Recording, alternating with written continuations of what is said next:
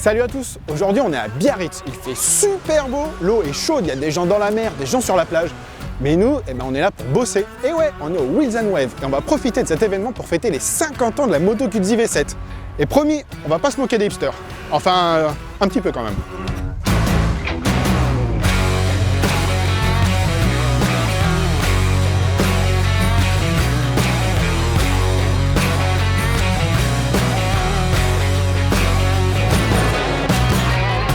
Wheels and Wave, c'est un rassemblement placé sous l'égide du Cool, où la moto est à la croisée d'autres disciplines comme le surf, le skate, la musique, les expos ou encore la coiffure. Un endroit idéal pour se pencher sur la nouvelle Moto Guzzi V7 III, qui vient de fêter ses 50 ans de carrière.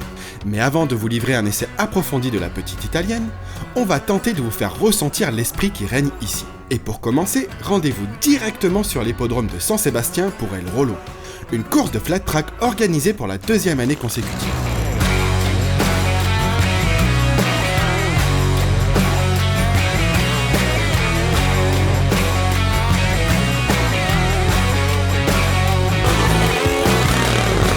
Pas de frein avant, des meules plus ou moins puissantes et aussi plus ou moins récentes, une recherche assez pointue dans la déco et le style vestimentaire, voilà l'idée générale de cette course bon enfant. Et au milieu de cette troupe d'amateurs de poussière qui aiment tourner en rond, on est tombé sur Marco, de l'atelier OMT Garage. En bon tifosi, il a décidé de préparer une Moto Guzzi V7 Racer, façon dirt bike, pour s'aligner sur l'épreuve d'El Rollo. Il faut savoir que ces artistes transalpins ne sont pas les premiers venus en matière de Moto Guzzi. En 2016, ils ont remporté Lord of the Bikes, une émission de télé consacrée aux préparateurs, avec une superbe création sur base de V9 baptisée Silver Knight. Quand ces gars-là s'attaquent une moto sortie des usines de Mandello del Lario, ils savent parfaitement ce qu'ils font. The principal modification are the wheels, because he hit his 90 inch in front and 90 inch in the rear, and so also the pneumatic are for flat track, and also the handlebars is too large to have most control, and we take out the front brake because it's not necessary to use. And the suspension is they are a few soft. Moto Guzzi, in my opinion, is the best motorcycle in the world. Not because I am Italian, but because the history of Moto Guzzi show that Moto Guzzi in the past made all types of engine. The conceptor, Giulio Cesare Carcano, is your hero? His idea was so good. Also to put the engine not like the Boxer because it's too low, not like the Harley Davidson because the cylinder is the rear is too hot. This is for my personal opinion, this is the best solution. Il semblerait que la V7 Speed Demon soit aussi flatteuse à la rétine qu'efficace une fois en piste. Car à son guidon, Marco a terminé deuxième en catégorie Super Hooligan, celle des motos de plus de 750 cm3. On quitte rapidement la piste de dirt d'El Rollo pour se rendre à la cité de l'océan de Biarritz, où se situe le village des Wheels and Waves. C'est dans ces temples militaires que les marques exposent leurs produits, le paradis pour les fans de mode vintage, car ici, il y a tout ce qu'il faut pour équiper un motard hipster venu les mains vides. Des casques, C'est con, j'ai déjà un casque. des t-shirts, Putain, c'est con, j'ai déjà un t-shirt en plus. des chaussures, C'est con, j'ai déjà des pompes.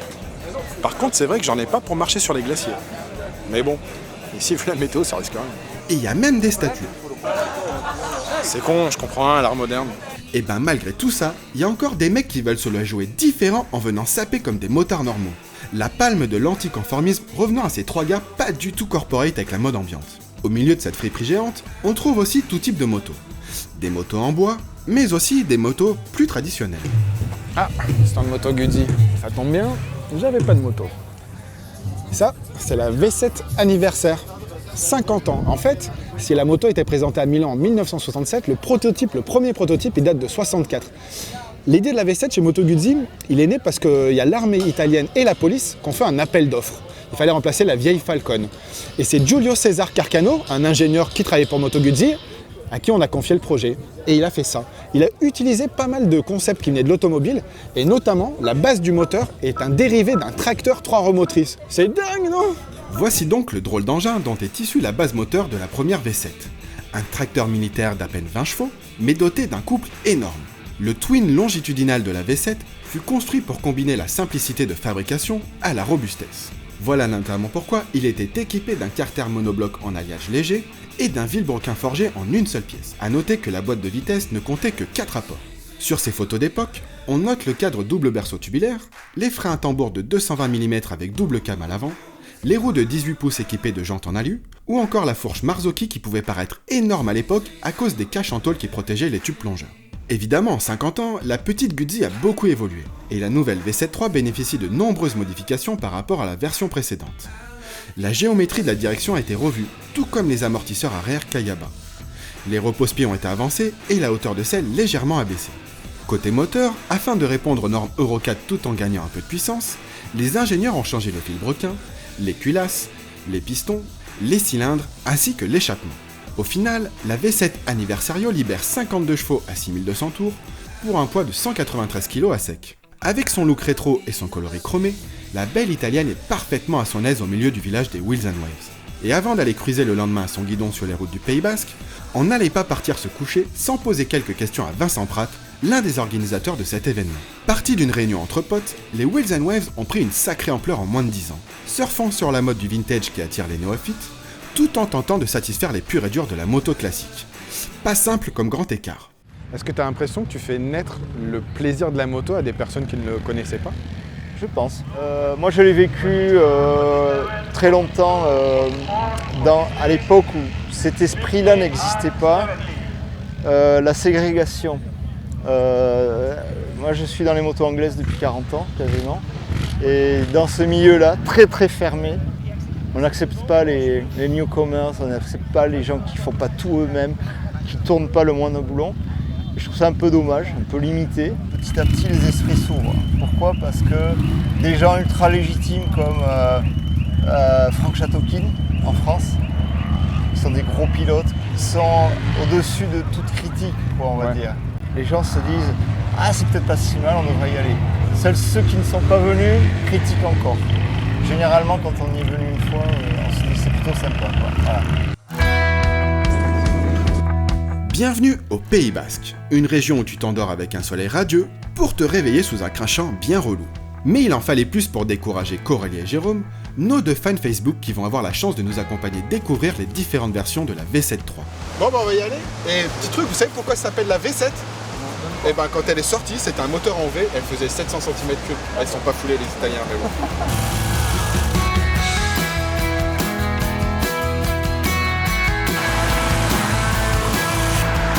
Sous cette météo bien pourrave, la V7 est finalement plutôt plaisante à piloter.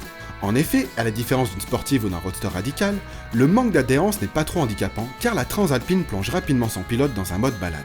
De plus, la facilité de prise en main, tout comme le freinage plutôt efficace, rassure dans ces conditions parfois apocalyptiques où même les branches d'arbres s'y mettent pour nous barrer la route. Bon, là je vais vous expliquer pourquoi l'aigle est l'emblème de Moto Guzzi. En fait, Moto Guzzi a été créé en 1921. Mais l'idée de Moto Guzzi, c'est 3 jeunes amis qui l'ont eu pendant la Première Guerre mondiale et ils étaient dans l'aviation. Et là, s'il y en a un qui est mort pendant un essai d'avion en 1919 et en hommage à cet ami mort, eh ben, ils ont choisi de mettre l'aigle parce que c'était un peu l'emblème de leur compagnie d'aviation. Les kilomètres s'enchaînent, les gouttes tombent encore et toujours et nos 3 Guzzi changent régulièrement de main. L'occasion de faire un point sur leurs différences. La version Stone est l'entrée de gamme. À 8 499 €, c'est la moins chère du lot. Elle profite d'une peinture mate, de pots d'échappement noir, d'un compteur simple, de jantes à bâton, de soufflets sur la fourche et d'une selle plus fine. Ensuite, la version spéciale est légèrement plus cossue avec sa peinture bicolore, ses jantes à rayons et ses pots chromés, son tableau de bord à double cadran, ainsi que sa selle molletonnée dotée d'une poignée passager. Elle coûte 9 099 €. Le modèle Anniversario est une version spéciale upgradée avec ses chromes à foison, sa selle en cuir marron avec un rappel le long du réservoir, et sa plaque officielle. C'est une édition limitée qui s'affiche à 10 899 €. A noter qu'il existe aussi une version racer à 10 499 €, mais que nous n'avions pas en essai, et dont le look colle plus à la course avec son cadre rouge, la selle monoplace, ou les plaques numéro. Alors quelle V7 a le plus plu à nos deux gagnants? Eh ben, suffit de leur demander. Vraiment sympa à prendre en main, facile, agréable, c'était fluide. Voilà, t'accélères, ça tremble un peu, c'est vraiment sympa ce bicylindre, mais ça tremble et c'est ça qui donne le charme à la moto. Ouais. Ça manque un petit peu de sonorité et peut-être quelque chose qui se met un peu, ou une ligne, je sais pas, mais en tout cas, ouais, ça manque un petit peu de ce bruit. Ouais. Laquelle tu préfères des trois? Ah bah, la version anniversaire, 50e anniversaire, j'ai adoré, elle est vraiment belle. Ouais. Tes impressions un peu sur cette gamme V7? C'est facile à prendre en main, on se sent bien dessus tout de suite. Assez confortable, en plus là sur la version anniversaire, la selle un peu confort et tout, c'est nickel. Toi, c'est intéressant parce que en plus, tu as un bicylindre avec la Z150. Est-ce que tu as vu des différences avec le moteur en V? Et ben moi j'aime bien les vibrations justement, rien qu'au démarrage et tout, ça tremble, on se met des petits coups sur les côtés, là c'est vraiment sympa. Et puis le couple est vraiment agréable aussi, ouais. Moi c'est juste au niveau de la boîte de vitesse, je crois que c'était un petit peu, il y a des fois c'est un petit peu limite quoi, mais sinon c'est une bonne moto, ouais. C'est pas du tout les types de motos que vous avez actuellement, mais cette branche-là, moto un peu rétro, vintage, ça pourrait vous brancher? Ah ouais, ça pourrait. Ah, complètement. Et au fait, avant qu'on retourne rouler, vous savez que la première V7, sa cylindrée, c'était 703,717 cm3, ce qui est hyper rare. Alors la nouvelle, la V7 III, elle fait 744 cm3, parce que l'alésage et la course sur celle-là, c'est 80 et 74 mm. C'est top, non? Allez, on y retourne.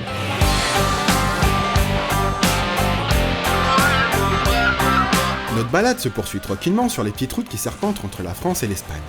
La météo est un peu plus clémente, et je profite du moindre arrêt pour transmettre mon savoir sur l'histoire de la V7 à nos chers accompagnateurs. Au fait, j'y pense, vous savez qu'en 66, Moto Guzzi a été placé en redressement judiciaire parce qu'il était en difficulté. Et du coup, ils ont viré tout le monde, même Carcano, le mec qui a conçu la V7. Et lui, la moto est sortie en 67, ils en ont vendu un bon millier, et du coup ça allait mieux. Et ben ce gars-là qui est parti faire des bateaux entre autres, et ben il a jamais vu la V7 en vente. C'est dingue. Et là on est qu'en 67. On est en 2017 aujourd'hui, j'ai 50 ans de V7 à vous raconter. Ça va être génial. Comment il nous a saoulés avec l'histoire de la V7? Mais attends, il a dit qu'il restait encore 50 ans. Moi, je vais jamais tenir, ça va pas. Bon allez, viens, on se barre. Eh ben, me voilà seul pour finir l'essai de la V7. À l'image de la plupart des machines rétro, la Moto Guzzi mise plus sur le charme que sur les performances pures. Et elle tape juste, distillant juste ce qu'il faut comme dose de mouvement et de vibration. Comparé au bloc de la V9, certains pourront trouver que le 750 manque un peu de coffre. Mais le Twin de la V7 offre des accélérations suffisantes. D'autant qu'il ne sert à rien de le cravacher, car l'essentiel se passe entre 3000 et 5000 tours. Sans parler de la boîte de vitesse plutôt lente. Et puis, si le freinage demeure convaincant, le châssis de l'italienne exige de la douceur. Si vous brusquez la V7, elle se mettra à dandiner et élargira ses trajectoires. Enfin, gaffe aux rétrogradages trop appuyés, qui peuvent occasionner quelques blocages de la roue arrière. Pour tirer la quintessence de la Guzzi, il faut se mettre à son rythme, celui de la Dolce Vita. Alors c'est vrai que sous la pluie, ce qui est pas frustrant avec la V7, c'est que son moteur hyper coupleux vous accompagne. Et du coup, c'est hyper agréable de rouler, même quand l'adhérence n'est pas terrible. Bon, évidemment, c'est mieux sur le sec, comme là maintenant. Et ce qui est vraiment charmant avec cette moto, c'est grâce au moteur, ce petit couple de renversement, ces petits coups de gaz qui donnent de la vie. Pas besoin d'une grosse moto pour avoir des sensations. Bon, par contre, si niveau sensation c'est pas mal, niveau confort, ça pourrait être un poil mieux. Les combinés arrière, ils sont plutôt secs et quand vous prenez des raccords de bitume ou des chocs à vitesse plutôt moyenne, genre 70 km/h, ça vous remonte direct dans la colonne. Quant à la selle, elle est moelleuse sur le toucher et quand on est installé dessus depuis peu de temps, c'est agréable. Par contre, si vous faites un peu de route, vous allez voir qu'au bout d'un moment, ça se tasse et ça fait un peu mal aux fesses. Bon, à la décharge de la V7, c'est pas non plus une GT. Rares sont les mecs qui vont se faire 500-600 bornes d'affilée. C'est plutôt une moto urbaine, voire périurbaine. Et pour faire des petites balades, elle fait très bien le taf. La V7 fait partie de ces motos que l'on est content de prendre chaque matin. D'abord par sa plastique réussie, puis par le coup de démarreur qui fait vibrer la belle, et enfin par ses prestations dynamiques accessibles à tous. Pour un peu moins de 10 000 €, vous pénétrez dans la famille de la légendaire marque située sur les bords du lac de Côme. Certes, ça fait un peu cher le billet d'entrée, mais pour qu'il soit une chouette meule chargée d'histoire et franchement plaisante à piloter, on vous la conseille fortement. Sans oublier le côté fashion qui n'est pas à négliger quand on vient aux Wheels and Waves. Bon, après un bon essai de la V7, avec la moitié qui était un peu humide, on vient ici, à l'Art Bike. C'est une soirée organisée autour des Wheels and Waves. Et qu'est-ce qu'on voit sur le parking? On voit ça. C'est une V7 Sport, une moto qui date du tout début des années 70, qui a été développée par un mec qui s'appelle Lino Tanti. C'est un ingénieur qui va beaucoup marquer l'histoire de Moto Guzzi. Et c'est l'une des premières motos de série à dépasser les 200 km/h. Son moteur faisait à peu près 70 chevaux. Bon, sauf que celle-là, à l'avant, elle a un frein à disque, alors que l'origine avait des freins à tambour. Et surtout, elle a une jambe de supermotard Sora 3, qui est très belle, mais qui n'était pas trop d'époque.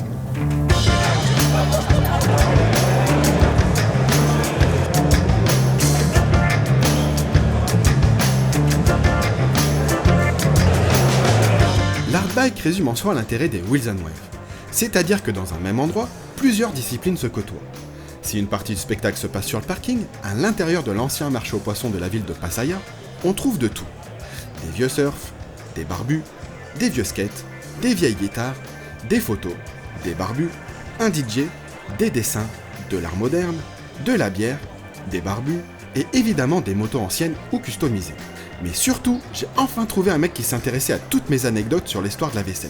Et tu savais que la V7 Sport disposait d'un guidon multiposition réglable en hauteur et en écartement, et que pour des raisons économiques, il va disparaître sur la 750 S3 de 1975 ? Non, sérieux? Moto Guzzi, ça fait un moment qu'ils sont sur le créneau. Par exemple, en 89, il y a la 1000S qui sort. Elle a le moteur de la Loma.